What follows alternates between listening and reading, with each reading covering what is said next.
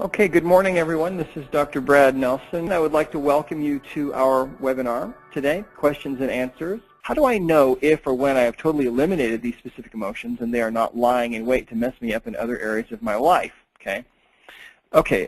Also she says, if I have cleared all the above areas successfully, are there other questions I could or should be asking to make sure that I have effectively and permanently eliminated the trapped emotions that would continue to create issues with my weight? I really would like to handle this issue once and for all and get to the space and place of a body that is healthy and trim. Okay, well there are a couple of things here. One thing that you want to do is think outside the box as far as asking questions.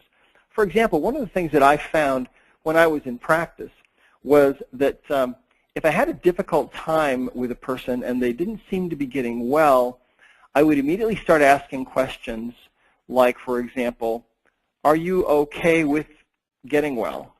Are you, and sometimes that answer would be no, and then that would lead me into finding the emotions that were connected up with that. Sometimes as far as, for example, weight gain, okay, sometimes the subconscious mind is creating that weight for us because it wants to protect us.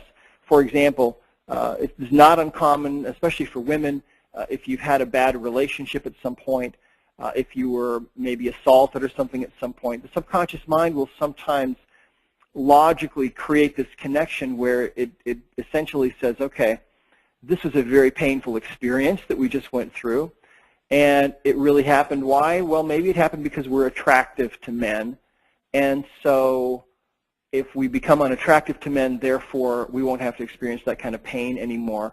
And so that's not an unusual thing, and so the subconscious mind will sometimes start to create that weight. Now, if you have the body code, so it's important to ask questions outside the box as far as that goes. If you have the body code also, there are other underlying reasons that you might be able to find as far as a lot of these things go. Really all of these. For example, one of the things that you'll find commonly in people who are having a difficult time losing weight is toxicity. And what happens is the subconscious mind, well, the body will put the excess toxins that are not able to be broken down, because that process is not 100% efficient, and especially in the age that we're living in now, we're getting more and more toxins all the time. The body will try to break all those down through the liver, and the toxins that can't be broken down or that are excess will be shoved into the fat cells and put into cold storage there. And so this is one of the big reasons why people will tend to balloon back if they go on some kind of a crash diet. They'll lose the weight, and the relative concentration of toxins in their body at that point when they're done with that crash diet is higher than it was before. And so suddenly now they need to put more fat on, and so that's why we see this rebound effect going on with dieting. So that's I think what I would recommend there is ask questions, and if you have the body code, then of course you've got a big advantage because you can dig deeper. And if all of the questions are coming up that you've cleared all the emotions about, for example, your weight problem, and there aren't any other emotions showing up for that, then you might want to dig a little bit deeper.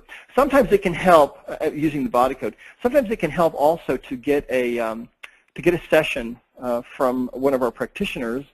Sometimes it helps to have someone else help you, and you can find somebody to work with you that can sometimes make a breakthrough happen for you, because sometimes we just need a second opinion. And if you're working on yourself all the time, it's great, and you can do a lot.